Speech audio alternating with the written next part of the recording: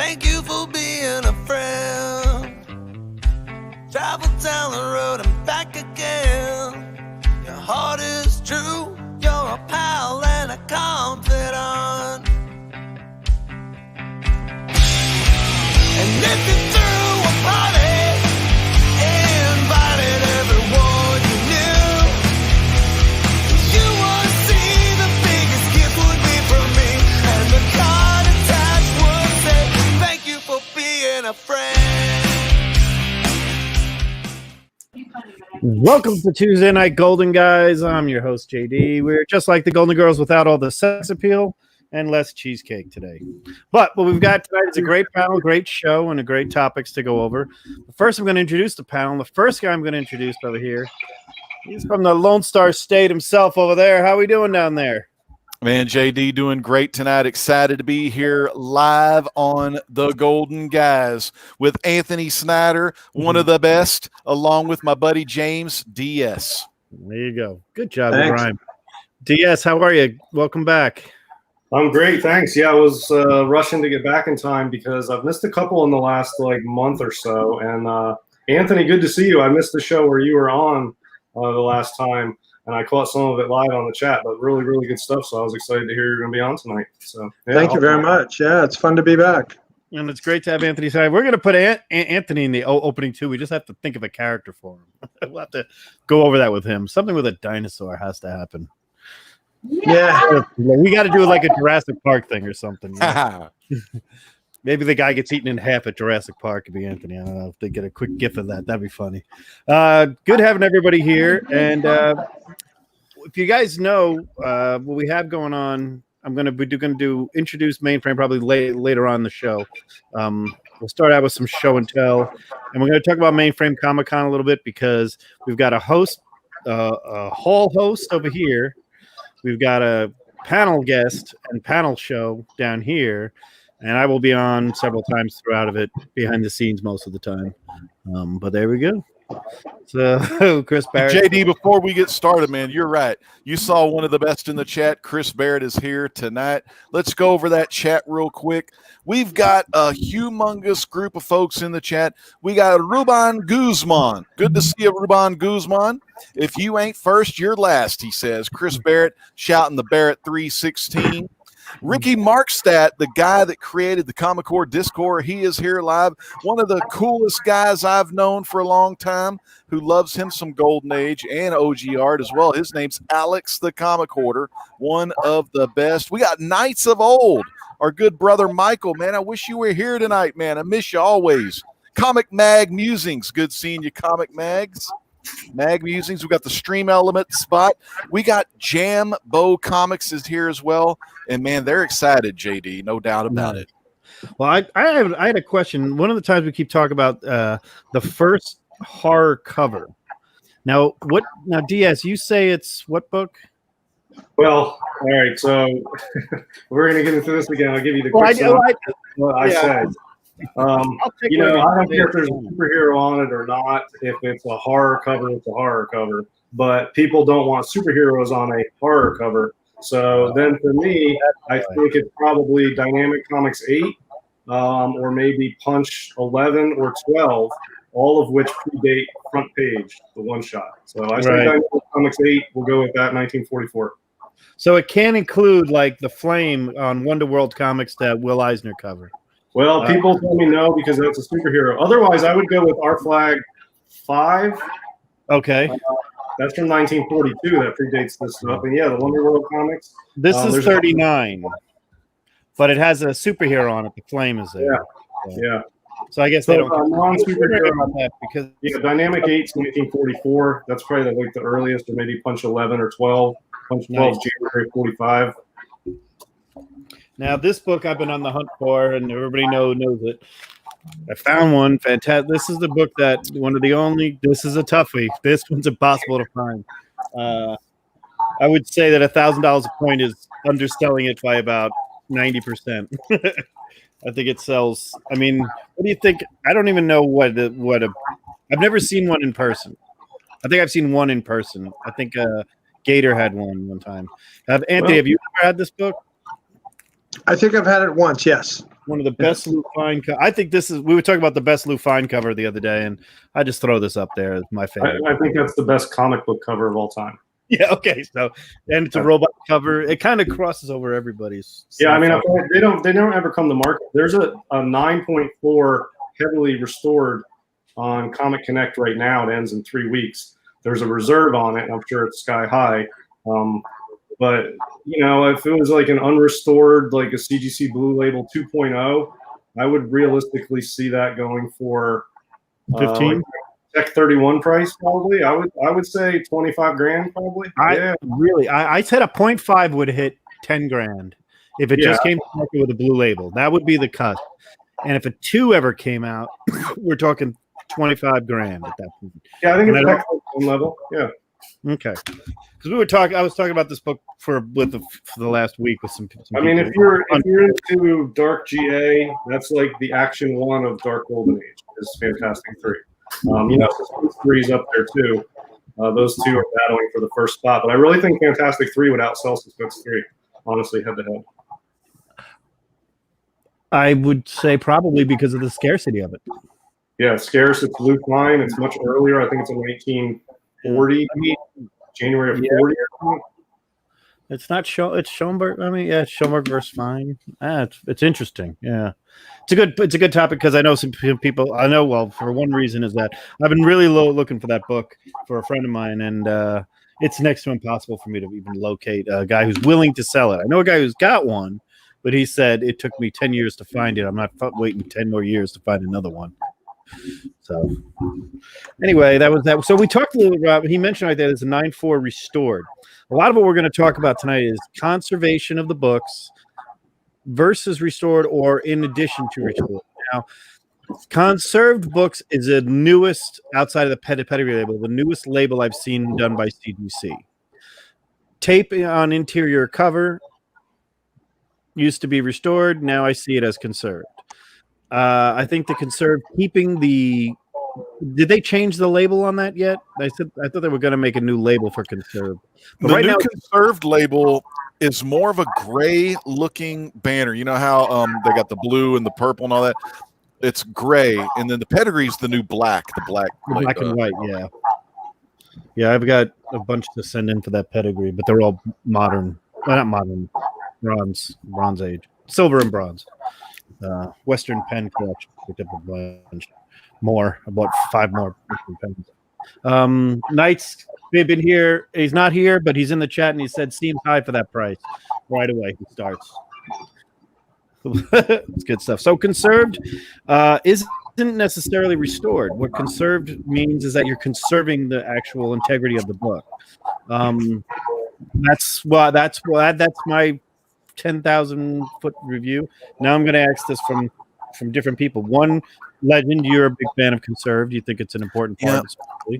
I have, and I've only got one conserved. Let me find it. I just had it here. Here we go. It's this one here, and this is the old conserved label. Let me put this on the big screen. The big screen here. So, of course, the new one, it's gray along the top. Okay. But this is a Captain Marvel Adventures 2. It presents very well, a beautiful 7.0, you know. The conservation includes spine split sealed, cover cleaned, and cover reinforced. But the book itself, man, it just looks like I can't even tell, you know, that it was conserved. And I guess that's the person did a great job, you know, because they conserved it well, you know. And that's the only conserved one I have. And of course, you've seen, and I can show some later, but I've got a lot of the maybe like 4 or 5 restoration ones, you know. Great. Yeah, I sold a 6.5 restored early jumbo, because I ended up getting a raw copy of the same book that is not conserved, in much better condition. Let me show you this kind of for since I'm still on the big screen. This one is a professional restoration CBCS. This is Captain Marvel Adventures number 155. Yep. Now this is a resto that includes a small amount of color touch on cover. Small pieces added to cover. Cover and centerfold reinforced, spine split sealed, and tear sealed to cover. So maybe if they didn't add the small pieces and the color touch, I don't know about the tear sealed to cover, but for the reinforced and the stuff like that and the spine split sealed probably would have been a conserved. But I don't know if CBCS does conserved yet or not. I'm not really sure. And then, of course, the number 2 is the conserved grade here. And then, of course, I just had to throw this in here. This is just the normal blue label, number 3, 7.0. But, for me, I just get, and you'll see my golden age mainly consists of Fawcett publication books, Captain Marvel stuff, but I just get what I can get, and I don't throw a fit, Yep, there you go. That's good stuff. DS, for someone that isn't a huge fan of Restored, what's your opinion on Conserved? All right, so my view of books and what work's been done to them, it's the same as my taste in women. I don't like fake boobs, and I don't like a lot of makeup. You know what I mean? Basically, that's it. I want the book to look authentic. Now, if there's some structural fixing, I'm cool with it. If you're replacing rusty staples, I'm cool with it. I don't like cosmetic work. I like to see what the book looks like. I want the genuine look of the book with the wear. And if, some stuff is completely split and detached and it's got issues, I'm cool with leaf casting, but I don't want it colored in. I want to be able to see where it was leaf casted so you can still see the wear. So I want a genuine article. I don't want any cosmetic color touch or pieces added where you can't tell. I want I'd rather have the wear on it and be genuine than have it look pristine, but there's cosmetic work to it. So that's sort of my view on it. Conservation, I think, is really coming into its own, and it has been for years. There's some really good guys that are doing excellent work on it, and girls. But the work they're doing is really saving books and putting them back into a position where they're readable and they're together. And doing that without, restoring it and cosmetically changing the look of the book. There's been a couple books, and I haven't had an opportunity to do it yet because I've ended up selling them or doing something else with them, where I've considered getting leaf casting done and not having the color touch, so you'd still be able to see where the leaf casting is. I think it's preserving the books and saving them. When it gets into the area where it starts to cosmetically change the look of the book and hides the wear, that's where I don't want that in my collection. There's a place for all of it, but I conserved. I will at some point do some conservation. I had one book I got conserved, and I ended up selling it. And I was really happy with it. It was a good process. I was pleased with it. Very cool. Very cool. Now, one of the things I wanted to go over very briefly about conserved before I go to Anthony on this one is when I asked CGC today about conserved, because I was on the phone about something else, they're saying that they're doing it more now, that people are submitting and they're coming back. Some of what would normally consider restored a couple of months ago or a couple of years ago, they said, is now coming back conserved because some of the things they considered restoration, seals to cover, the glue portion was always considered resto. Now it's actually considered conserved. Rice paper has always been different. I know that. I don't know if it's called rice paper still, but I know when people add pieces to paper, it's a certain kind of product right there. Now, Anthony, from your point of view, what's your opinion on conserved versus resto and the attraction and the recent influx of conserved books? Well, at first it was like trying to figure out price points and how to price the actual books that have a conserved label. I think there was a great deal of confusion in the collector space and marketplace for where that was going to fit. I mean, I pretty much take the clean blue label price and a restored price and try to find some place in the middle and see how it goes. I mean, I've had some pretty good, over $1,000 type things that I had to figure out the right price point for them and see how the collector market accepts them. So my first, interaction with it was about price points. Mm-hmm. Now, I agree with DS in a large part. It's like if it affects eye appeal, the work that was done on it, then that's restored. But I mean, there's a lot of times I've been around collectibles a long time where tear seals and structural trying to fix something that so it'll stay together. Is that restoration, or is that conserved? I was trying to stop a tear from going any further or something like that in a piece, whether it was art, not so much comics. I don't really mess with comics like that, besides some general pressing. But I agree, if something can be done that is going to preserve the book for its collectible life, then that's cool, and but the negotiation and the price point has to become clearer in the collector market. That's let me say something let me say something about like tear seals and reinforcements and stuff like that. CGC is obviously a major player in the hobby, not only as a vendor who will professionally grade, but setting standards on what the hobby then takes to be acceptable and how it defines various terms and condition issues in the hobby itself. So they have a lot of pull and a lot of power in that area, and it's because people trust them and they've set the standard and sort of pushed the edges as the envelope as they go through this hobby the last 20 years. But if you have a tear and you on the cover and you seal it on the inside with tape, it's unrestored, it's unconserved, and they'll just note tape. If you have a professional use professional level materials to seal that tear, it will be conserved. If you have an amateur non-tape but not good materials, like mid-grade crap materials to seal it, it gets restored. For me, I think we should evaluate what is being done quantitatively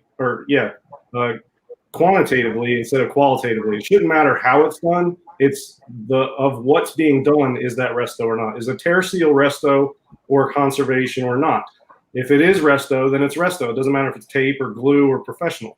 So I think there's some inconsistency about how the reinforcement is done or how the seals are done, because if it's done with a certain higher grade of materials, it gets a conserved label. If it's done with lower grade materials, it gets a restored label. And if it's done with tape, it gets a blue label. So, if it's a tear seal, it's a tear seal. What is it? If it's unrestored or conserved or whatever, it should be that no matter what the materials used.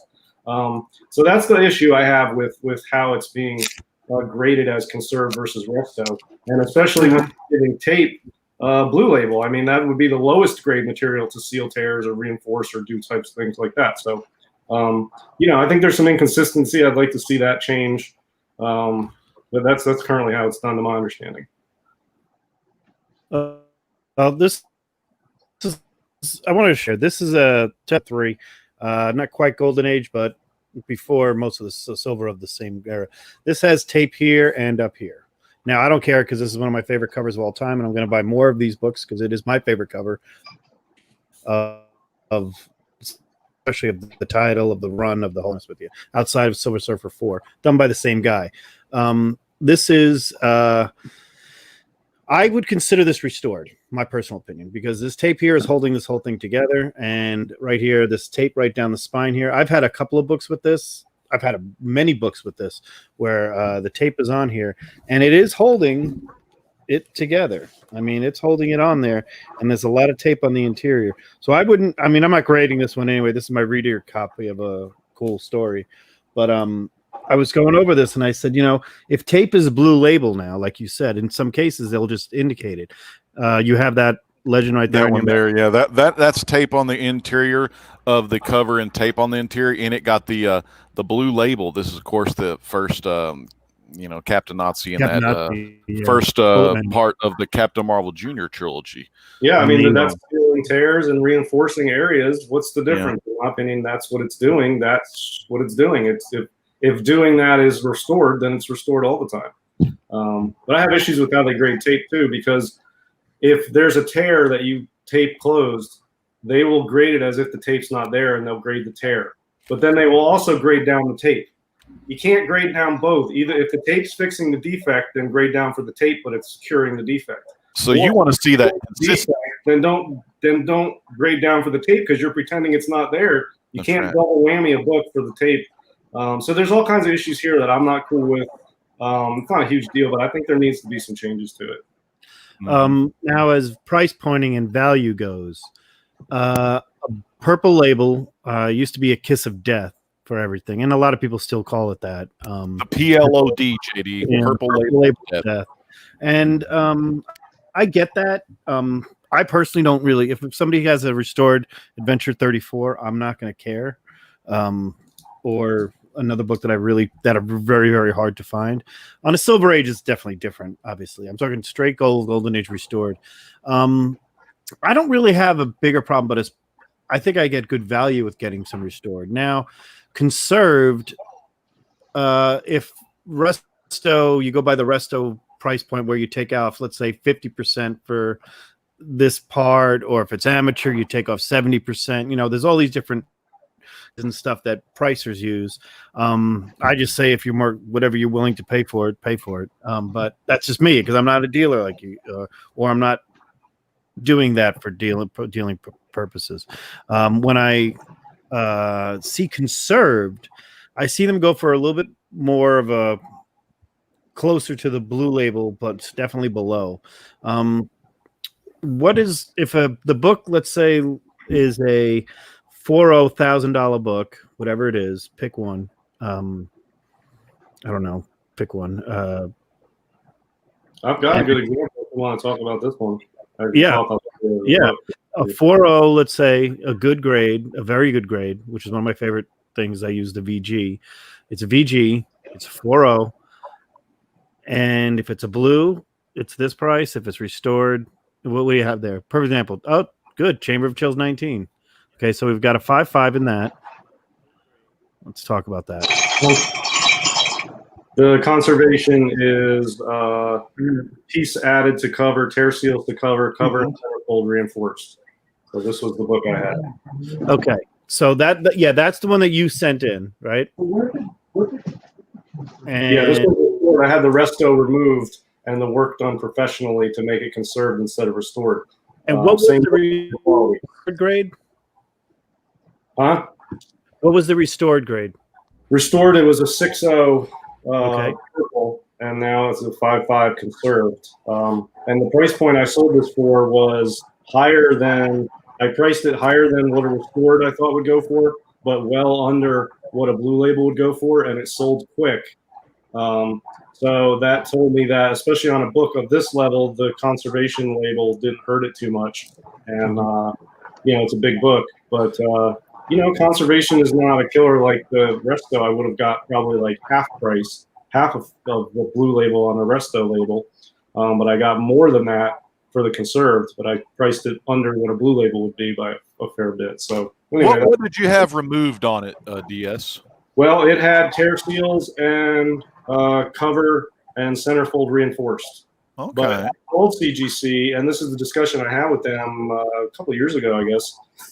It was the quality of the materials used that made it restored. If it was done with professional quality materials, it would have gotten a conserved regardless. So what I did was I sent it to a professional, had them take off the crap materials and just redo the same thing with good materials, and then they gave me a conserved grade. Excellent. So that's what I'm saying. Like, it's the same stuff done. It shouldn't really matter. Tear seals and reinforcements both ways, but now I have better materials doing the reinforcements in the ceiling. They gave it a conserved label and it sold for much more. I made a couple grand extra on top of it because of that. But same thing. It was the same work. And the thing is, people in the chat, if you're watching this and you have books that are restored, and they know it's an amateur restored, make sure, if you really want to see about getting a grade bump or turning that Resto into conserved, like DS just said, look for a good person to do professional work on your comic books, and they can really help you out. So that's excellent. Yes, great stuff. Man. I have used Restore before for a book. Mike Tuchilis from Hero Restoration in Seattle. I've used him. He does amazing work. I've heard of him, man. And the Resto that I had done to his particular book that's no longer in my collection wasn't really Resto. I had the Resto removed like DS did. It didn't have a purple label, but I knew it had it on there.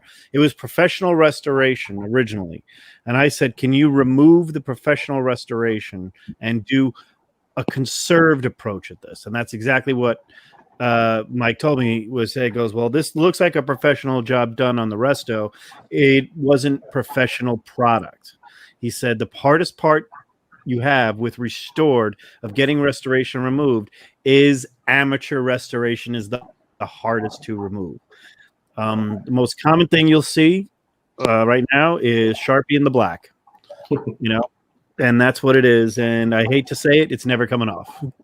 It doesn't come off for a reason. I don't mean a signature on the book either. I mean, even a dot where, I've had discussions with CGC that I got a restored book and then I sent it back to them and they took the restoration off because it was literally a dot.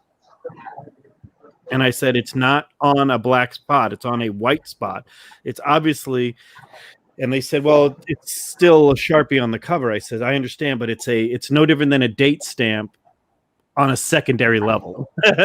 It's a guy with all those books with dots.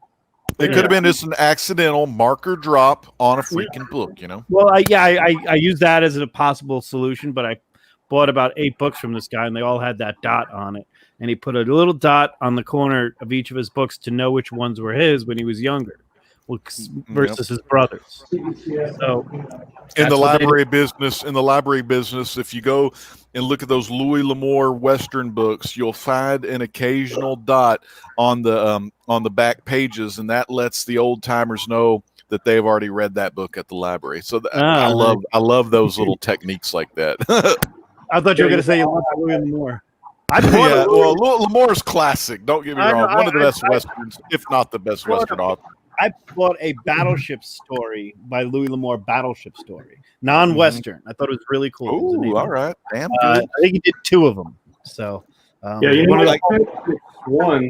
Comics 1 had a color touch on it prior to me owning it, and the only reason I know is because somebody has scraped the color touch off, revealing where the color breaks were, and so you can tell it's been scraped because there's little white pieces and little pieces of the paper missing because they scraped the color touch off, but it has a blue label.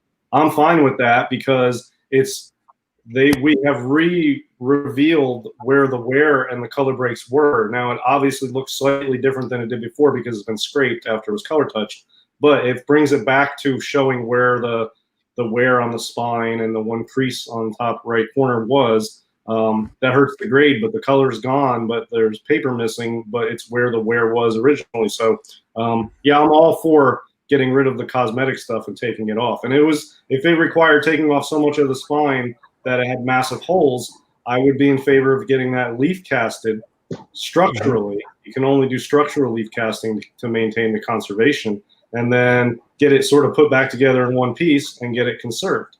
So I'm all fine with that. But once you add color touch or start adding pieces that are not structural, it becomes a restored book and it has a cosmetic.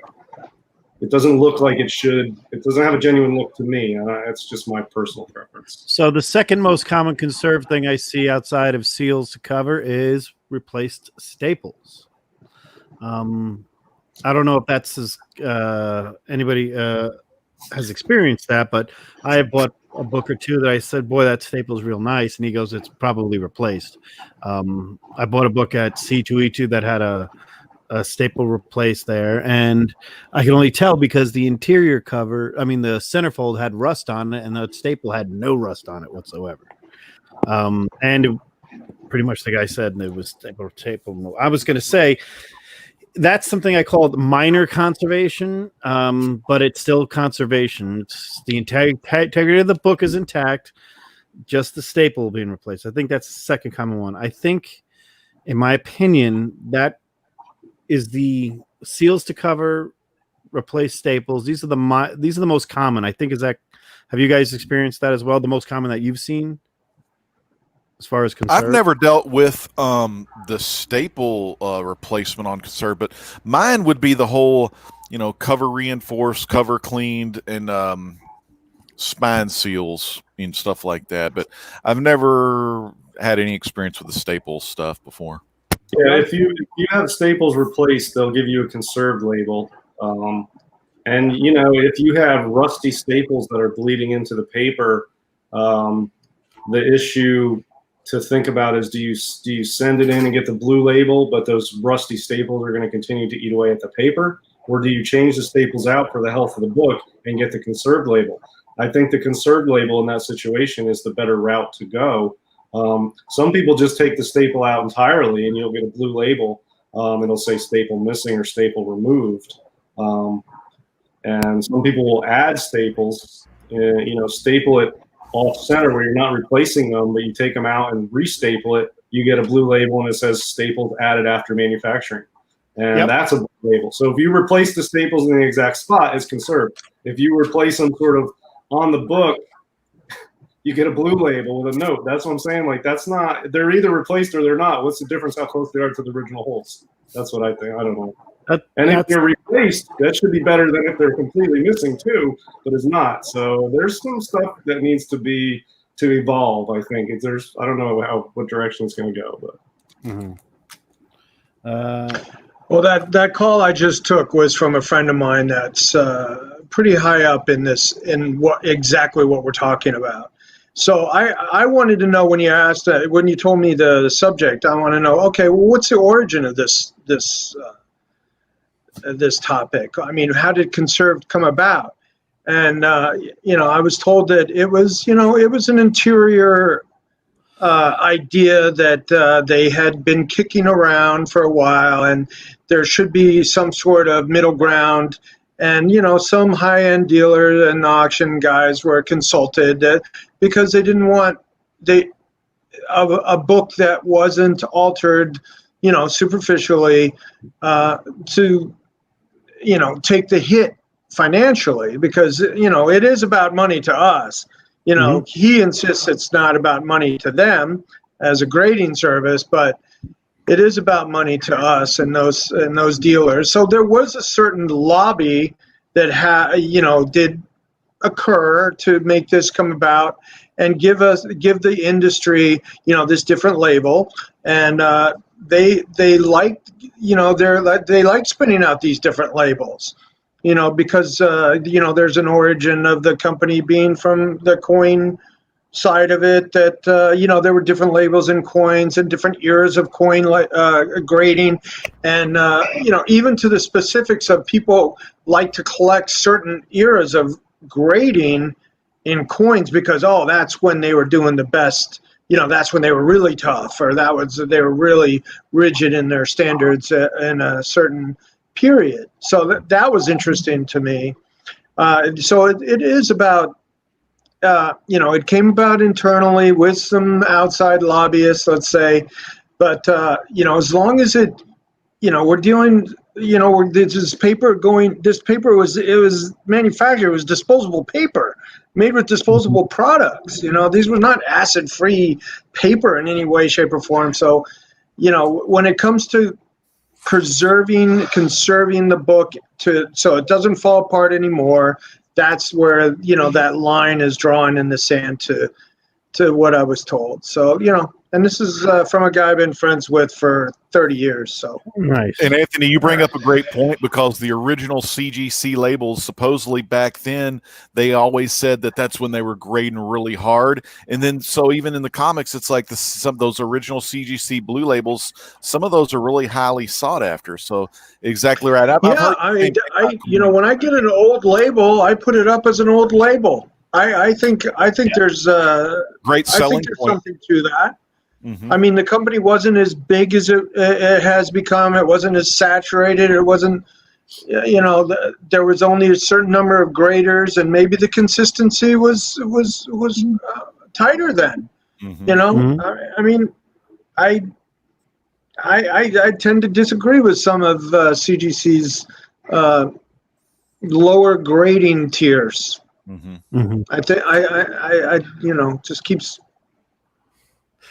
Yeah, I've got a few old labels that I'm thinking about cracking and sending in, because you bring up the point that we're getting at is the consistency of what was done in the late 90s, early 2000s versus today, when you've got a mega complex CGC is that or CBCS and the same category. The new labels have been a selling point. I mean, they've even put characters on labels now as a selling point. Well, I like the Stan Lee labels. I mean, when I was doing a lot of signature stuff with Stan and getting stuff labeled like that, I like that. Yep.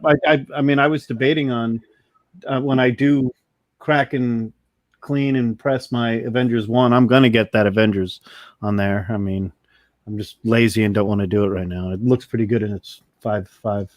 But what I was bringing up, I was going to bring another book up that this is tape that's directly on the spine. And other than that, it's not that in the worst condition. This is a well-known Fight Comics cover with Senorita Rita on it. This has tape again, same guy on the spine. I consider it Resto, but only there. They would probably say tape steals to cover. This would probably get a blue label with that.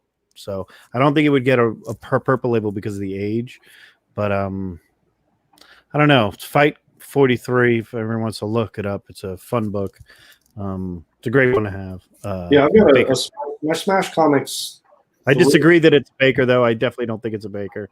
I think it's a Joe Doolin. It's my own opinion. I researched both of these books. So. My Smash Comics 3 has tape all the way down the spine on the front and the back. It wraps around and it's top to bottom.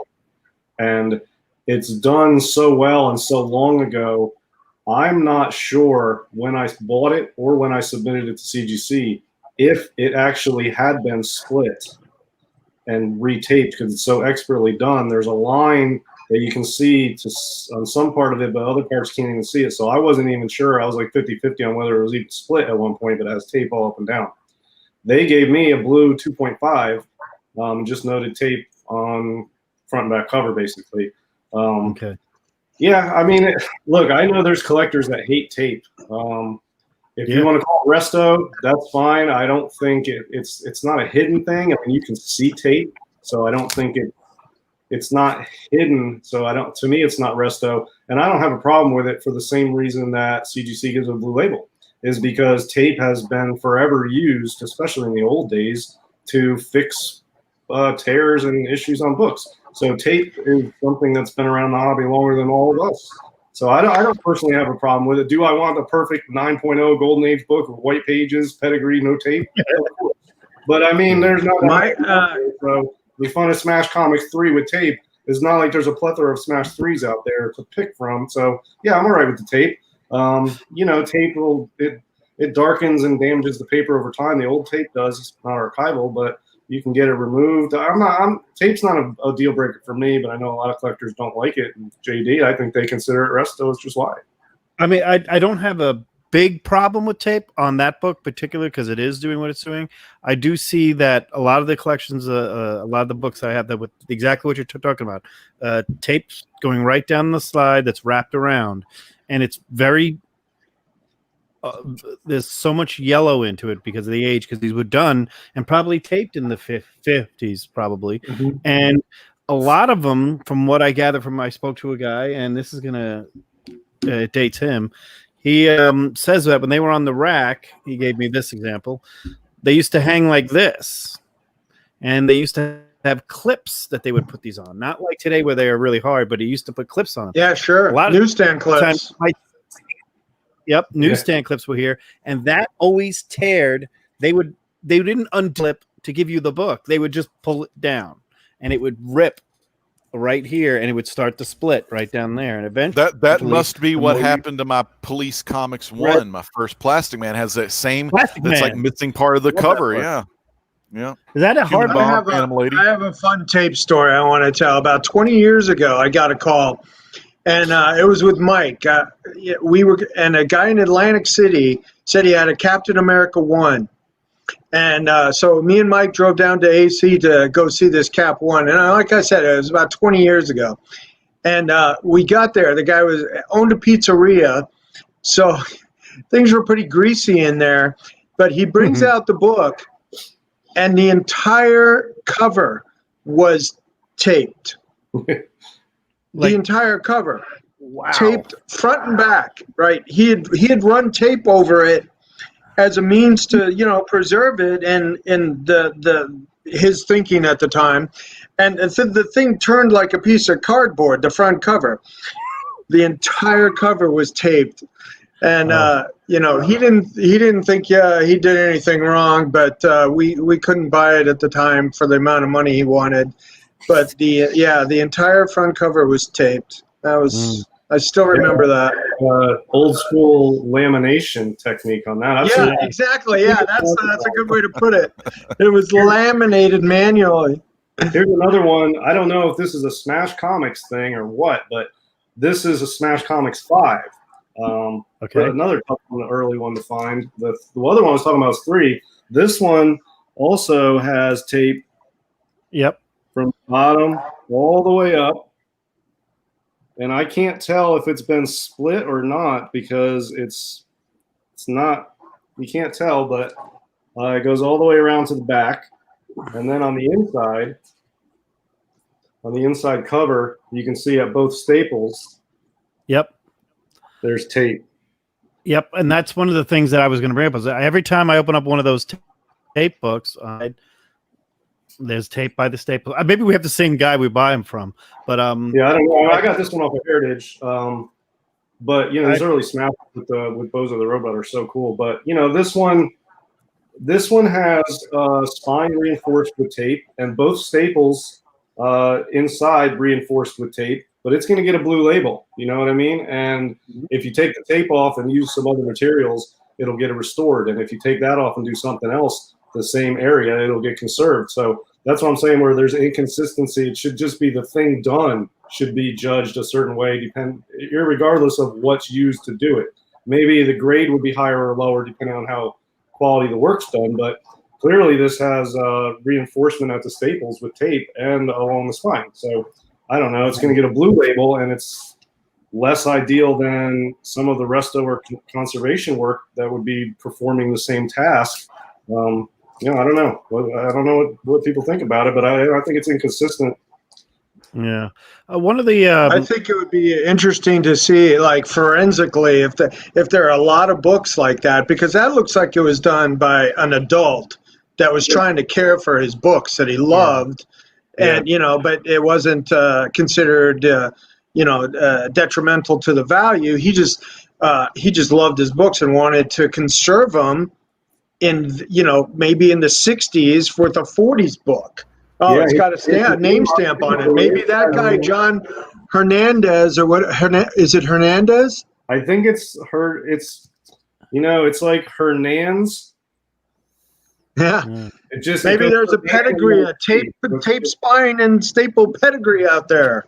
Right. A bunch of John Herons. I think he probably put the P on there, or maybe not. I don't know. But the Smash Comics 3 I have is almost identical tape. It looks like it was. I almost feel like it's from the same collection, the same guy. Right. Yeah.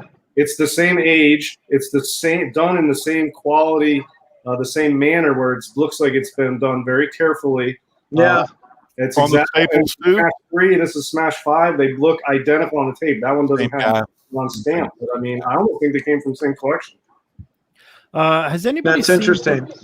In anybody see books with the hole out at the top corner, almost like a binder hole on the top? Yeah, I have seen that. I have seen that, and I was questioning that because I've seen a few books come up with that recently of a guy who sold them.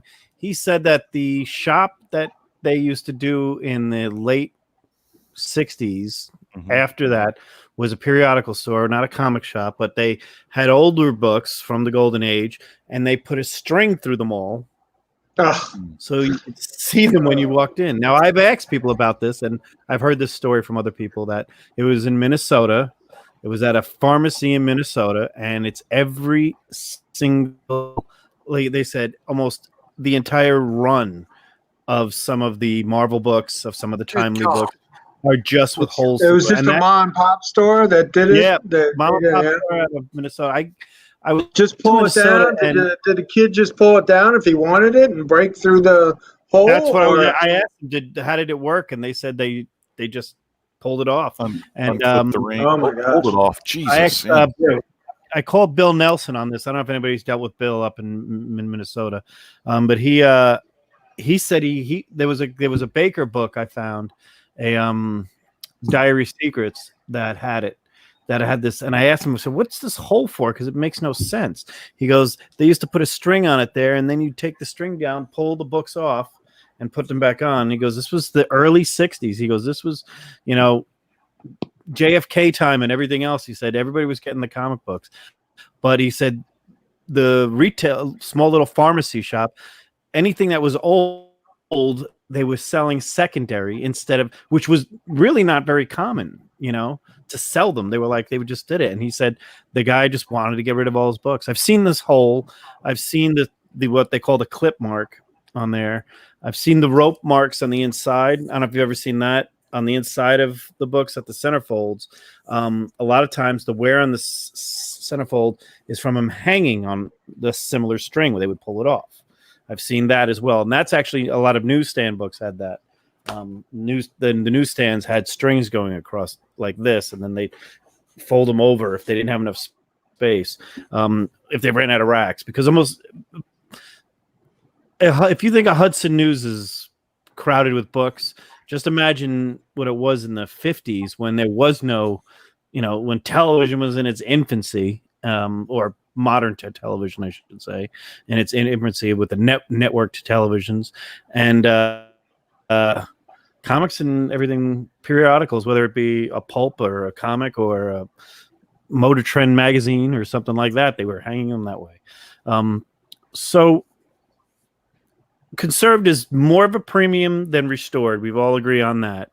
And really it depends on how much restoration is done and the products used that change something from restored to conserve is professional with products in a conservation matter of the book, not altering the integrity of the book.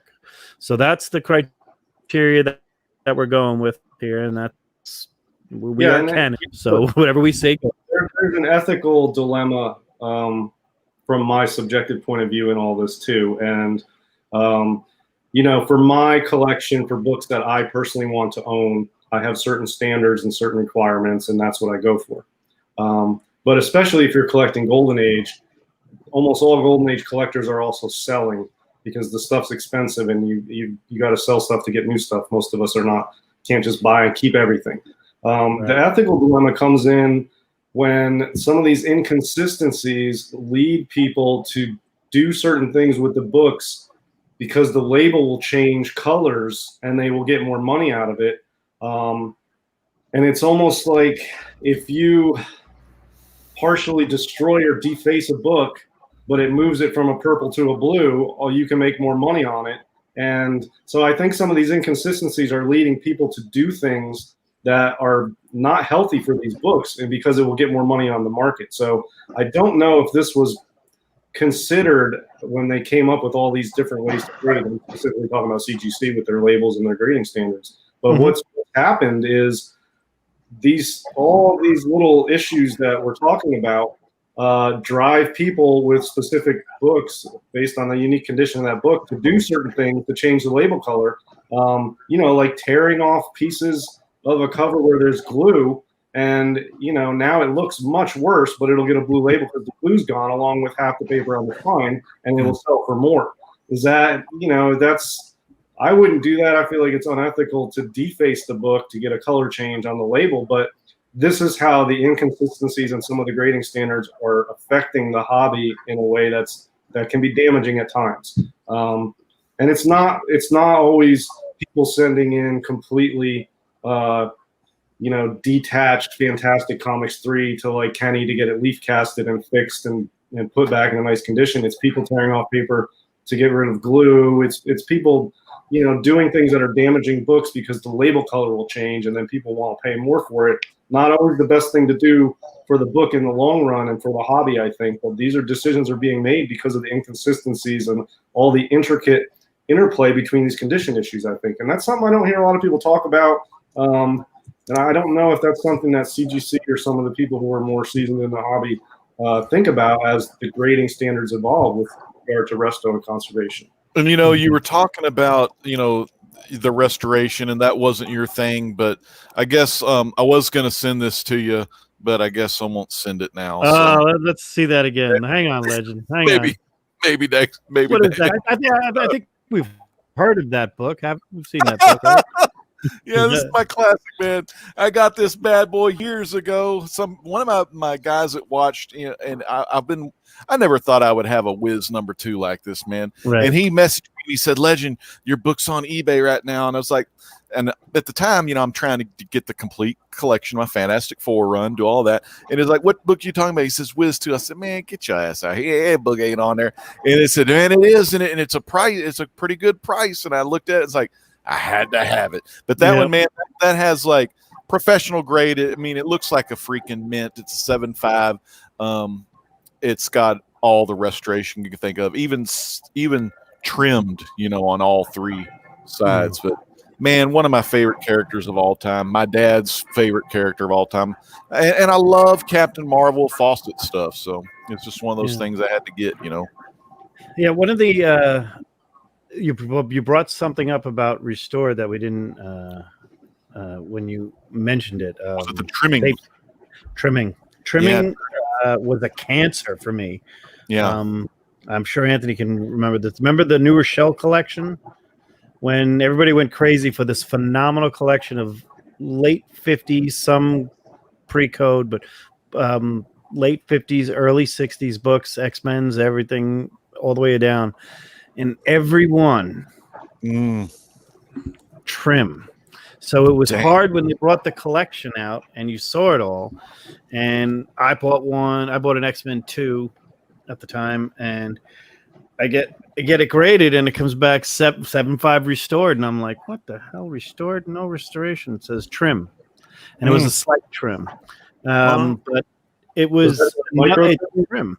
Micro trimming. Yeah, this is the micro trimming scandal. Yeah, that's something that it will never be considered conserved to me. It is the hardest thing to find. I would buy a slabbed trimmed book.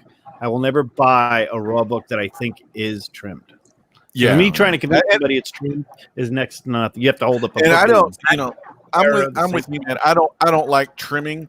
I wouldn't go out and buy the trim, but dude, that one was one of those things where I'm probably never going to see this again. I probably won't be able to get I could have probably got a blue label back in the day when I had more cash, but yeah, man, that purple label came up. I just had to get it. It was I mean, there's some other things I'm not looking. I don't look for look for trimmed or anything like that. But with that one, that's one of those exceptions.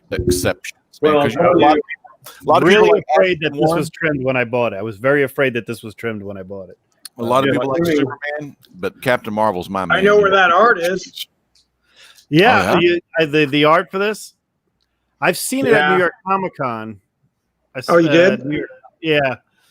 Behind the really Renaissance frame it was in, and it's ridiculously, unbelievably to see it in person.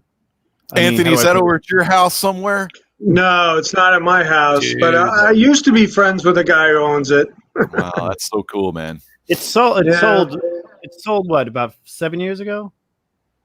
Not that I know of. I mean, the owner that I know, he bought it in a Philip Weiss auction like 25 years ago, and he paid good money at the time. He paid like 15 grand for it, which was a remarkable amount of money back then.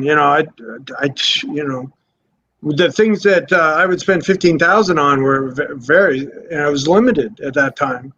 So, and then it was hanging in near his bathroom at his studio. This guy down here, Mass Marvel in the chat, he's the one that told me about the Wiz Comics #2 years ago, about 8 years ago. I'm glad you're here, dude. That's so cool. You're here in the chat. Great having you here. That's great, man. All the way. Yeah, there's one kind of trimming. I think, I think most collectors don't like trimmed, but if you can get your Grail of an AF-15, and you can, with the prices some of these books are at, you might have to get a low grade restored. It might have trimmed. Yeah. Nobody's going to hold that against you, but we prefer not to have trimming, and you can't fix it, and it's like you've removed part of the book. It's like the worst thing you can have on a book, sort of. But a lot of Golden Age books have married centerfolds that don't line up, and sometimes they will trim the edges of that. I think if the centerfold is married and it's known that it's married and it's trimmed to fit, I feel like, well, you're marrying the piece anyway. So you're just the whole act of it is trying to complete a book that was missing that. So if you trim it to fit, I don't feel like that's as bad. And I think, I don't know, I think they still give you a green label if you have a married centerfold that's also partly trimmed. I don't know, but that's another one of these things. Some of this stuff it's new territory. There's not a lot of those out there, and I'm not sure how that will be treated. But I don't think that's as bad as trimming a cover on an ASM1 just to make it square up. So I don't know. A lot of these things are a lot of facets. Yeah, micro trimming was a big problem about in 2011, 10. A lot of collections. It was a problem because it was harder to detect, and when you were buying raws at shops, in particular, like I bought a lot of things at Midtown at that time. I was dealing a lot with them personally, and we discovered the trimming, and we're like, this whole collection. And the guy who bought the collection was like, I had no idea it was trimmed, and it took a couple of people and we just started, this looks trimmed, and we shot off the books, and sure enough, they came back purple trim. Yeah. It wasn't enough that you would notice by the eye. You noticed when I said, here's a copy of that book. I brought one in, and I brought the second copy in. I put them up against each other, and you can just see just the micro. A lot of it was to get rid of the fringe. Now on pulps, it's common. Okay, it is common on pulps because of the overlap. If you don't know pulps have a slight little 1/8 of an inch overlap on the top, bottom, and the over here that always gets frayed. It's always frayed on, especially books from the 40s. You're used to seeing that. You're okay with that. It affects the grade, but you're talking about a collection of books that's either good, very good, or fine, and that's it. So your pulps are those categories in reality. But on pulps, trimming is very common on trim, because pulps are made of shit paper, and you could, they're terrible. I mean, we got a whole box of pulps that I collect. I trimmed my, I got a Tron poster on the wall, original Tron poster. It didn't quite fit in the frame, so I trimmed the bottom edge. I don't know. I think it's not as bad in the poster world, but I didn't feel right about it. I felt very strange doing that, but it's not high value, and it's just something I wanted framed on the wall, and it didn't fit. So I don't know. I mean, maybe I'm hypocritical for doing that, but Knights is saying in the chat that trimmed gets you a purple. I think he's referring to my comment about the married and trimmed centerfold issue. Yeah. They do green. They do qualified restored. I mean, look, the values swing significantly when you add a purple label or a purple stripe on it. I mean, that has a massive effect on these values of these commodities.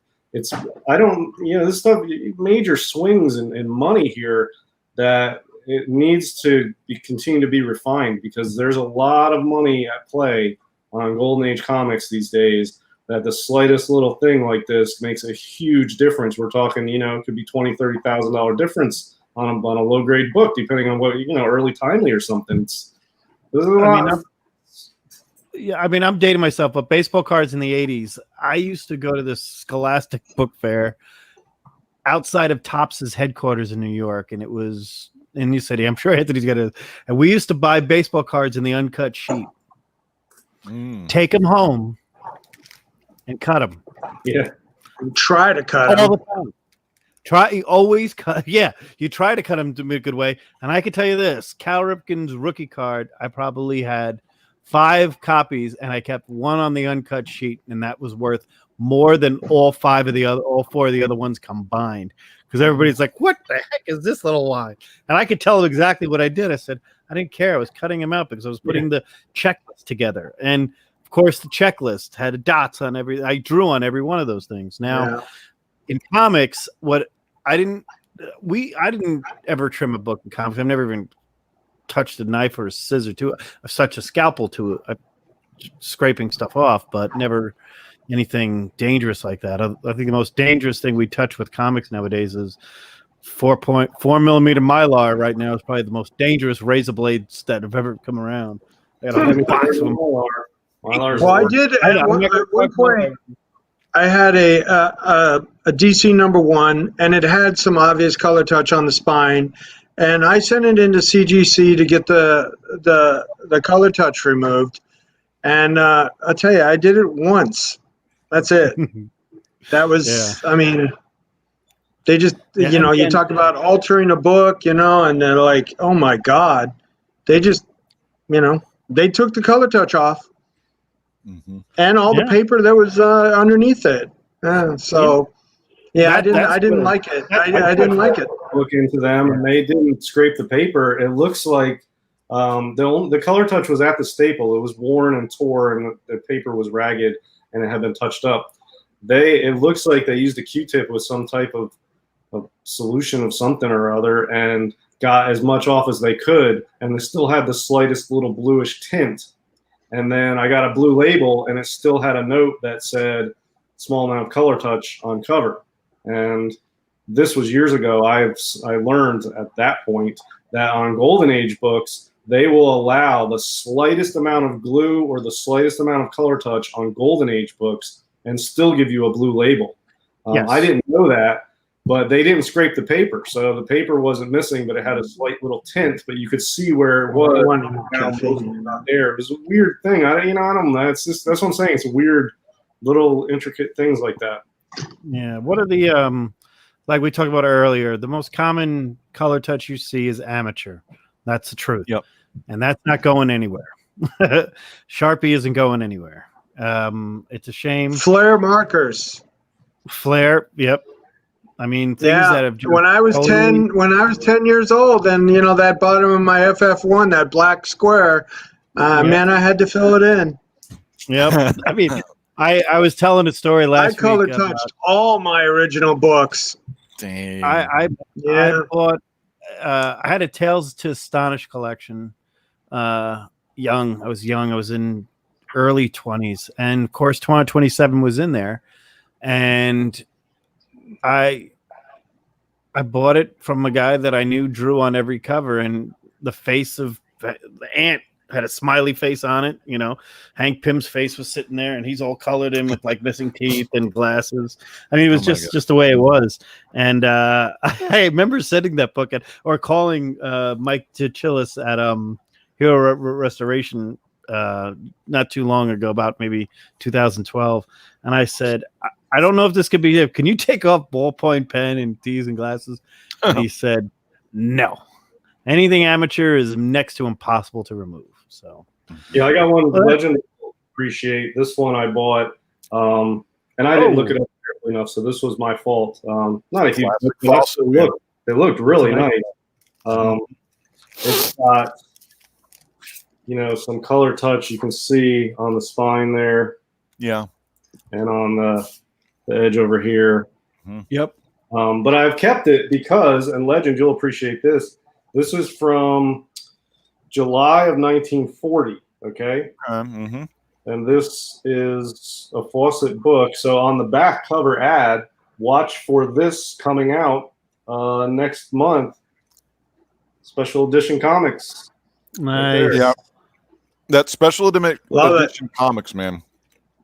So, I don't have that special edition. I know that cover. I know that comic though. Yeah, this is better than the front cover even to have this ad, and you can see when special edition came out, the uniform is different in a lot of areas, especially the sash, the cape, the boots, all that stuff. When it did come out, he didn't look like this. So even between this ad for it and the actual cover of the book.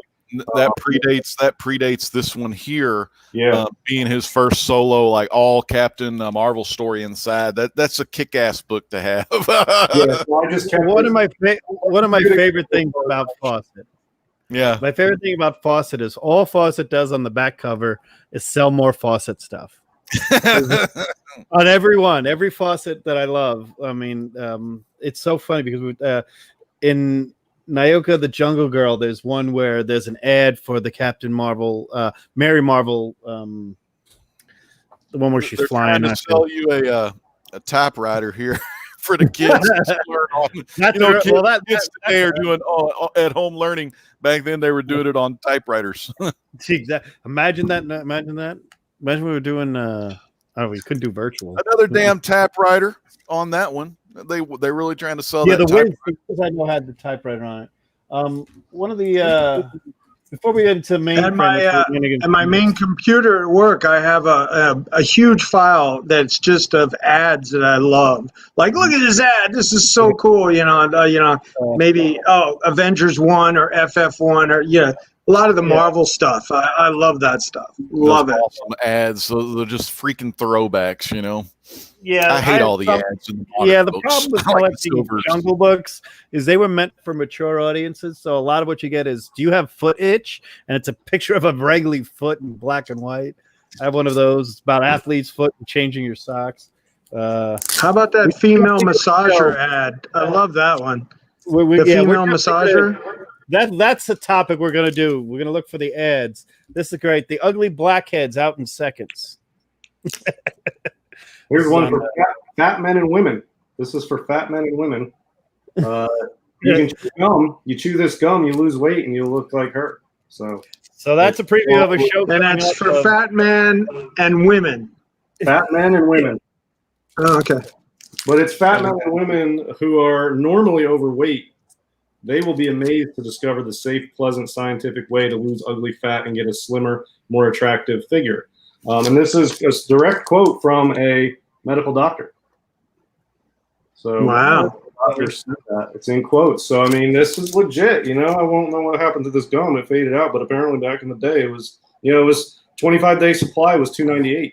So $3 for a. Here's something that's fun. This is a do they have an active ingredient? Oh, let me check. Here's something here with an amazing forecaster that allows you to pick the temperature for tomorrow. I don't think you pick it. I think you're assigned it. But there it is. And it tells you there, good luck leaf lives on air alone. And send no money now for the weatherman cuckoo clock. Air Force's number 3, or the American Air Force's Flessel cover right here. Yeah, this gum had something kelpidine. And it tells you a little bit about kelpidine in all this text. Nothing fancy, but on the bottom, it's kelpidine chewing gum. It's good for men too, but it's got kelpidine in it. And I don't know what kelpidine is, but it doesn't have drugs. It doesn't have to starve. There's no massage, no exercise, no steaming, and no laxatives. You just use this gum with kelpidine, and you don't need to use drugs or laxatives. You don't even need to exercise or anything. And you can eat because you don't have to starve. So. Nice stuff. That's this book here, 1952. So cool. So we have a con coming up. So I'm just going to do this real quick. This weekend on mainframecomiccon.com. Let's do this.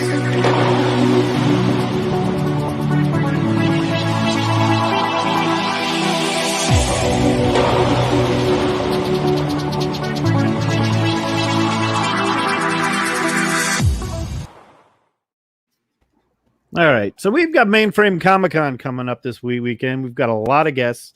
You're more than welcome to go to the website. I'll create a banner for this one right now. Mainframe. Kelpadine's still around. I just Googled it. Kelpadine is still around. Legend is we're gonna have 5 halls, A, B, C, D, and hall E is gonna be run by the guy right here, comiccon.com, the legend. Doing this without my glasses is next to impossible. All right. There we Yeah, go. man. MainframeComicCon.com coming up this weekend, Saturday and Sunday. It's stay in, stay at home. Fire up your internet browser and check out MainframeComicCon.com. On the website itself, you can go to the map where it's going to show all the halls. And each hall you click on, whether it be A, B, C, D, or E, you're going to come to the screen where it shows the live show going on in that hall at the time. There's also a schedule on there. Tons of great guests are going to be there. They're going to have a Walking Dead panel. They're going to have the Justice League animated series. All the voice actors are going to be there, including Kevin Conroy and Clancy Brown will be in there. And they are going to be reading a Justice League comic in all of their voices. So that's going to be a lot of fun. Anthony, you're going to be doing some stuff at the Mainframe Comic Con, aren't you? Yeah, I have two 2-hour sessions of selling from my warehouse that I'm going to do with my Selling Heroes production team. So we'll be on our feet looking at a lot of different stuff for sale, comics, art, and the works from my warehouse. God, that's going to be so freaking cool. We one have to a lot three of and 1 to 3 on Saturday and Sunday. Oh, man. Yep, So definitely check that out, man. Some of the other panels. So the cool thing is my production team is working now with this with what we're on. What's it called again? Mainframe Comic Con. No, the StreamYard? Yes, yeah, they're talking to StreamYard about doing some stuff with them, and production-wise, because they've done some. They do video, digital video screens for big companies. Like they did the sci-fi video screen at Comic-Con a couple years ago. That was like Awesome. I don't know, 100 feet by 100 feet. It was really cool. And so they are a production house. They produce, original content. So that's cool. That's going to be awesome. How about you, JD? What do you see that you're pumped up for on Mainframe? I'm excited. The Superman panel is now updating. Well, here it is. Anthony's Superman artist is probably Neil Adams. But if you're 10 years younger and in your mid 40s now, you grew up with Jerry Ordway drawing your Superman. Classic so Jerry Ordway's Ordway. going to be there with the Marv Wolfman story, one of my favorite Yeah, runs. but it's only Neil covers though. Right, You know, exactly. I'm still a Kurt Swan guy. All right. Swan Anderson. Kurt Swan and Murphy Anderson was my and Nick Cardy. I love Nick Cardy. Yeah. I love Nick Cardy. And especially Nick in the 70s, those of you who don't know, in 70, I think he was what Ken Ball was to ACG, Nick Cardy was to DC in the 70s. I mean, I got quite a few of his weird Western Rangers. tales. Yep. Phantom Stranger, yeah. He did Phantom. I mean, I have him on the random ones, the DC redo of the horror books. Mm-hmm. This is all in the 70s with Nick. Now, Nicholas Viscardi, his real name, is also a huge Golden Age artist who did one of the earliest Jungles out there. I think he did Jungle. One of the ones right after Eisner was his, and that's a really good one, Nicholas Viscardi. But that's Nick Cardy. But he did, Nick Cardy drew a lot of bugs, a lot of big animals, and big ants, and big scorpions. And I love Nick Cardy as well. That's a good name. But we've got on that panel, you got Dan Jurgens as well, another Superman guy. That's a panel I'm very excited about. I'm excited about that Justice League panel. Donnie Cates. I want to just hear what he's going to say about where are we going with Thor here. I mean, there's so much speculation on these books right now. I'm having a hard time. I mean, I collected every Thor, and I'm having a harder time with the newer books than I am with the older ones. Because these newer books are selling out at every shop you can imagine. I got to order online and fear, and you got to make sure you get your pre-orders in, because in today's final market, order cutoff. Like I mean, I'm now a big fan of, are buying this stuff up quick. Another thing is going to be very cool is going to be at Mainframe Comic Con. Damn, I forgot what I was going to say, JD, quite honestly. Yeah. I'm just thinking, if you don't get your butt and get these Thor books, you're going to be left out, man. I know. Probably paying $30 for a book now when I could probably get $10 for it in a year. But I'll tell you, Tom Taylor's going to be there. That's who I was thinking about. I'm a big fan of the Injustice series. I love the video games, but I love the comics even more because you get that fleshed out story instead of just playing the video game. And also, if you like Deceased has been pretty good. And then, of course, the Tom Taylor's Injustice Year Zero. He's going to be talking a little bit about that. I mean, so that's going to be free. That's some of the stuff I'm pumped for, like, is just being a viewer, you know. Someone who I've had several conversations with, including live interviews with, Howard Chaykin's going to be there. I'm not going to miss the Howard Chaykin time because that's always. I know you love your Chaykin, man. I do. You and him always have a good chat. We have a good back and forth banter going back and forth. It's fun. I've known him since his second wife, I say. So he's up to 4. Some of the stuff in Hall E is going to be 2 big celebrities I'll be talking with. Is going to be Fred the Hammer Williamson, you know, former football player with the Chiefs, really good. And then tons of great movies, like fun movies, just where he's, you know, one of the best acting stars. Oh yeah, of course, the Dust Till Dawn. He just kicking butt in, and some of the more recent ones I've seen him in was that classic Ben Stiller, Luke Wilson, Starsky and Hutch, where he was their chief guy. I can't remember that character. Really? Nice. That's classic. And then Eric Roberts. You know, I grew up watching Best of the Best 1 and 2. Those are 2 of my favorites. And then of course he's been in a lot of the villain roles. You know, he's been doing some of that stuff. Of course, he was old Falcone, I think, in the Christopher Nolan Batman movie with Christian Bale. He was a bad guy in the first Expendables. So Eric Roberts, that's going to be pretty damn awesome. And then I've got Jock there. Jock and Kevin Eastman. I mean, if I'm not a big Turtle fans, they're going to go crazy. Greg Rucka. That'd be a fun one there. And then there's some of my favorites, writers of today. Cullen Bunn, like we said. Cullen Bunn's one of the best. Mark Waid. I'm gonna actually try to talk to Mark Waid, find out exactly why Doctor Strange got canceled by Marvel. I'm pretty aggravated about that. Oh my God! See, I did not know that. You're like Doctor Strange #1 guy, man. I'm a big Doctor Strange, especially the stuff Waid has done is the best Doctor Strange in my opinion since the Marvel Premiere series. The Barry Windsor Smith run. So I love Mark Waid. I think he's done a tremendous job on that title. One of the other good things about this is that there's merchandise, and the merchandise available. There's a retail section that we're very excited about. That site is up soon. We have some Ryland Grant is going to be there, of course. He's going to be there, and you were have a cameo in one of his new books, don't you? I do. Jump, I do. Yes, I will be in Jump. I'm being drawn into Jump. So very cool. I've seen a sneak peek of that. That's freaking awesome. Funny.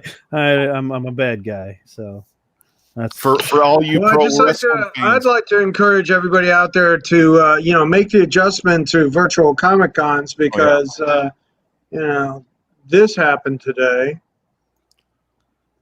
New York Comic Con officially canceled. Wow, yeah, people were waiting on that. Yeah. If you're a pro wrestling fan, we got some wrestlers. We got Axe and Smash from Demolition, the Tonga Kid. We got Austin Idol.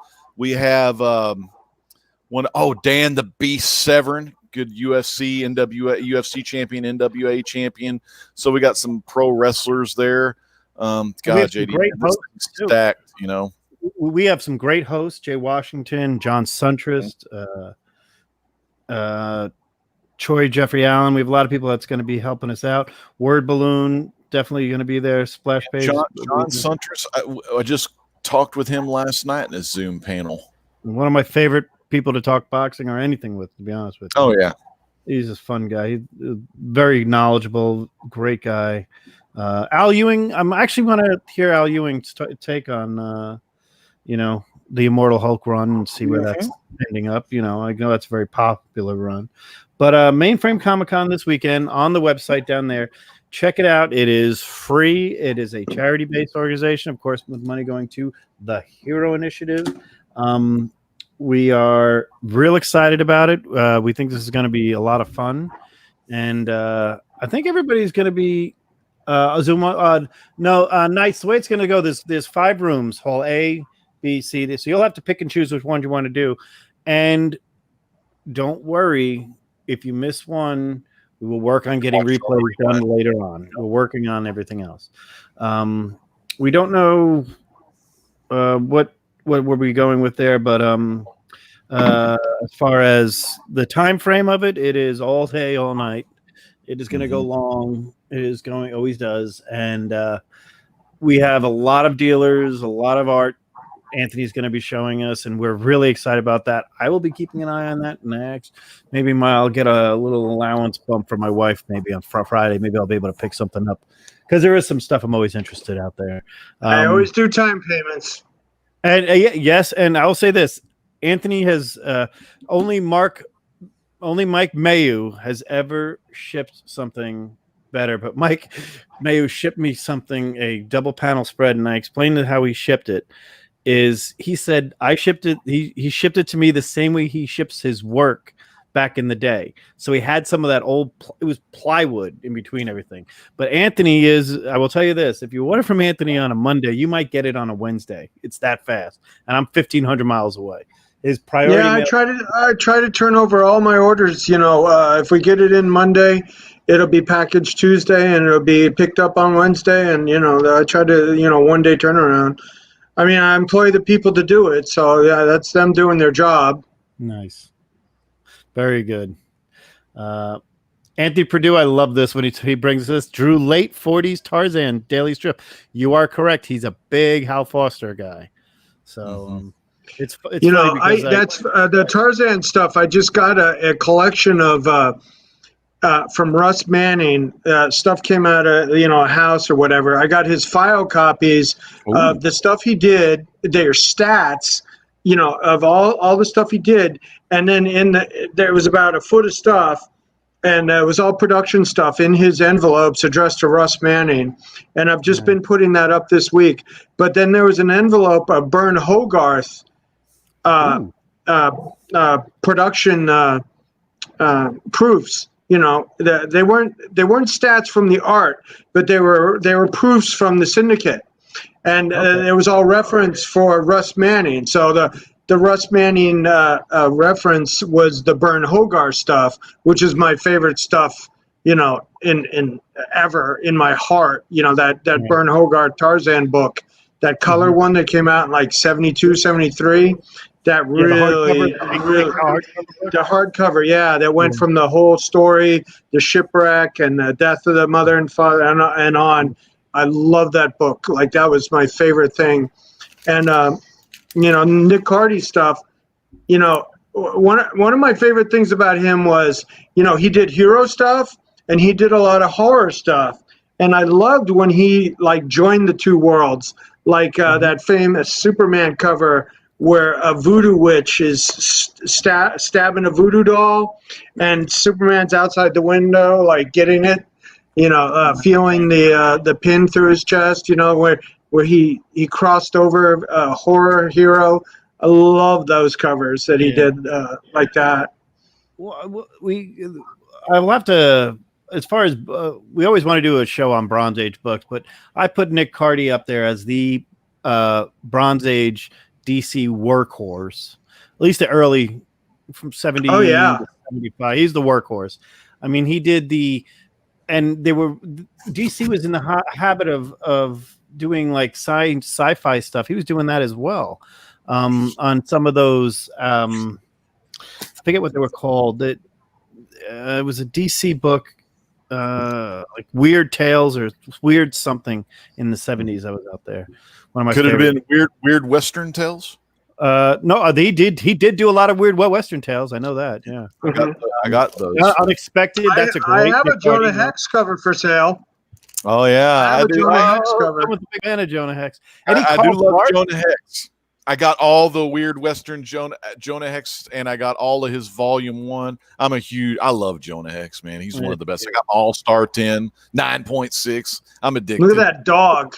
I love that dog. Nice. The dog is terrified. Great. Yeah, that's what his Tales of the Unexpected. What year is that? 72? No, it's 73, but it's Nick Hardy. Yep. Yeah, he was a workhorse. I have a bunch of pedigree, the Savannah pedigree DC. I've got a few of those that are Nick Hardy covers. Phantom Stranger. Yeah, and it was like Nick didn't have an ego when it came to the work. You know, it's like, oh, you need some crap horror thing done. Oh, you need Superman done. You know, you need a World's Finest cover. You know, Super Sons, which is one of my favorites. One of my favorite things I still own is Super Sons cover, where Batman and Superman are arguing, and then the Super Son, Superboy, and Super Son Bat Boy, I guess you'd call them, are in the. All four of them are in it. Love that one. Yeah. Nice. So it's like he did the full range. You know, you couldn't see it. You know, he had a great work ethic. Yeah, like you said, he was a workhorse. He was the workhorse for DC, and I love that. I mean, and sweetest guy ever to interact with if you ever met him. Did not. I have a funny story. Nick was at the North Carolina show. He always came to that show. I think Shelton really loved him and always brought him to that show. And so it was before the show opened, and Nick had a bunch of pencil drawings. And, you know, he had Wonder Girl and this, that, and the other ones. And I'm like, oh, Nick, you know, is this, you know, an original drawing, or did you trace it? And he goes, oh, no, it's original drawing. It's original drawing. That's like, okay, I'll take the whole set. All right, you want to sell me the whole set? So we worked out the whole set, and you know, I walked away. Oh, cool! I got some Nick Hardy art, and you know, a half hour later, I walked by there, and he had the same set out again. That's funny. That's funny. One of the do you have any Carl Barks for the Legend up there? I was watching. Anthony, are those Donalds? Are those Carl Barks Donalds? No. This one right here. I mean, I'm not a horror guy. I'm a hero and Disney guy. Mm-hmm. And you know, the Carl Barks stuff. I think I said the other day. Like I have a first Donald Duck Carl Barks in my yeah. God, that's great, dude. I have one in my truck right now. I should have brought it out. Yeah, but I'll get one day. Carl Barks, you know, is unrivaled genius. Mm-hmm. And I say that, you know, from my heart. Mm-hmm. Those stories reached me like nothing else when I was a kid, reading them. And, you know, I wasn't that big of a Kirby fan back in the day. I read the Marvel storylines. I liked them. But the last thing I gave up when I sold my original collection was my Carl Barks stuff. Mm-hmm. And that's a recreation of Search for the Golden Helmet because I like looking at it, you know. And then speaking of Nick Hardy, that's a recreation of the Wonder Girl redo, and then that's a Nick Hardy that Superman, where he took the covers, and they were all 20-cent covers that I remember, and did a montage with an original Superman flying through. So, and then that's a Donald Duck box art, paint box art thing from the 40s on this side, that side. Nice. Over here, awesome. Right there. That's the original painted art. But the Carl Barks. They're doing the Fantagraphics is doing the original 30 volumes hardbacks of all of his works with Donald and Uncle Scrooge, and I've been collecting them. You know, they're about $20 a piece, but really nice recreated like hardback books of all of his stories and stuff. I've seen his art for sale. I saw his art for sale at where was I? It was in Baltimore, next to the guys from Stabbity Bunny, because I was talking to them about maybe coming on the show, and this guy had the ducks out, and I said, "That's a Carl Barks." He goes, "That is. That is a 1951 Carl," and he went over it and he goes. And I was very interested. I forgot the dealer's name, but I said, maybe I'll check you out. Just that one piece, right? It was one piece. One piece. He had it behind him, yeah. I made an offer on that. I made an offer to that guy on that piece, yeah. Yeah, it was a gorgeous Anthony, piece. do you also like some Don Rosa? That's after my time. Yeah. I don't, He was a lot of way, like 80s Donald. He's great to interview about comics in general. His knowledge is ridiculous. He's a big time golden age collector. Oh, he had every 4 color. every 4 color. I have a couple of really nice pieces of art that he did for charity auctions in North Carolina. Mm-hmm. And I bought them 2 years in a row. I was the high bidder. I'm bidding. I won. I paid the money. And then the next year, the third year, I said, "Oh, you didn't put a piece in this year?" He goes, "No, because I didn't want a dealer like you to buy it." Don 101. Yeah. If you haven't noticed, one of Don's things, if you give him a blank cover, this isn't one, but give him a blank cover, ask him to draw something, he signs it, "Do not CGC." Oh, really? Yeah. Then you send it to CBCS and get the verified. I'm wondering if Anthony, if you think this is a Hogarth, it's uncredited. It's a 1940, and it's United Feature Syndicate book. It's a Tarzan. Looks like Hogarth art to me, but it's not credited or signed. What do you think that's him? I don't. Okay. I don't think so. No. Maybe like this doesn't. I think it's somebody trying to do Hogarth. I mean, because Tarzan's face has that Hogarth sort of look to it. Yeah, it does. The nose, yeah. But compositionally, like that whole.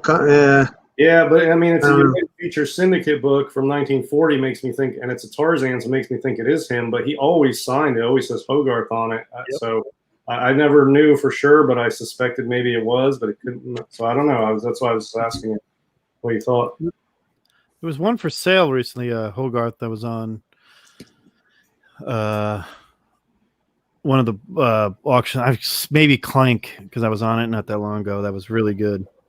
But anyway, I did pick up a Karl Barks, a really nice Karl Barks piece late last year. Actually, I don't know where my wife put it though. I'd like to show it to you, but we're having one of the things about Karl Barks art, through that like later period where you find like, oh, it's only the pencil sketch, it's like only but that's all the art that exists from that because they had a different production process. When he would do line art, a very simplistic line art, and they would make an acetate and a color acetate and then reproduce the book.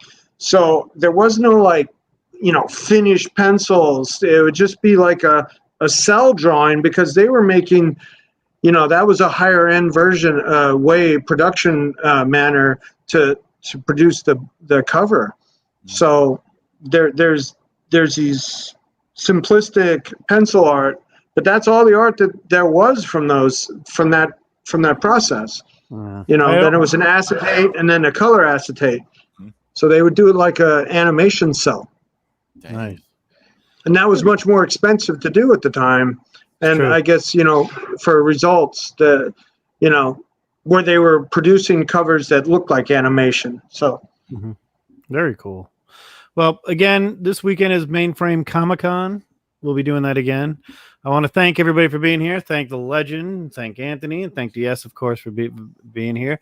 Does anybody have anything they want to promote before we close out? DS, no auctions or anything? Well, here it is. See my website, anthonyscomicbookart.com. Go to anthonyscomicbookart.com. It'll be in the description. Definitely check it out. I recommend him as not just as a dealer, but as someone who knows what he's talking about and everything else. We'll catch him on here coming in soon. I have the love. Yes, I'm not just a mercenary dealer of this material. I love it. This is my living room. This is what I like looking at. This is the nostalgia for me. Is from that 10, 12 years old. I had that love of the source material. I really, and I try to make customer, my first profession was a restaurant business because I'm mostly Greek. So I had to get into the restaurant business when I was in my 20s. So I believe in making customers, not scores on people. So we always try to earn your customership. And you do have repeat customers, at least myself. I know for a fact. I'm almost like clockwork around the Yeah, holidays. it's like in a restaurant. You don't have repeat customers. You don't have you don't have a business. You know, Right. so and that's how I've been able to build my business over the years. I have like 54,000 feedback, and we've been able to solve all the negatives, and it's 100% clean. You know, so Nice. Anthony pointed this out, and I was going to mention this when we were talking about Tarzan. Solardo is an underrated Tarzan artist, underrated artist. One of the best fiction house artists for the Jungles, Jumbos. He's one of the best there is. After Zolna, his daughter actually came to my warehouse a couple years ago and sold me all his Buzz Sawyers. Oh wow! I sold me like 1,000 Buzz Sawyers, and it's all craft tint work. You know, it's like the newspaper craft tint. Yep. So that's hard to accomplish like that. Some of the I've got a lot of Jungle, so I have a lot of Solardo. But he, you know, I tell people this. I'm like his, you know, it's Jungle has, you know, the fiction house artists are some of the best there is, obviously, but Iger shops, whatever you want to call them, Solardo did such good work on there that him doing the Tarzan dailies at the time, I forgot about that. Yeah, you go from Foster to Manning to Solardo pretty quick. But thanks again, everybody, for being here. Thank you all for being a friend. And check us out this weekend on Mainframe Comic Con. We'll have a great time. Yeah, it's the wave of the future, guys. We got to adjust to you know, consuming our pop culture fandom and Comic Cons in this manner, because this is what we got. And this could be going for a while. So we'll do the Mainframe and then we'll close it out. So.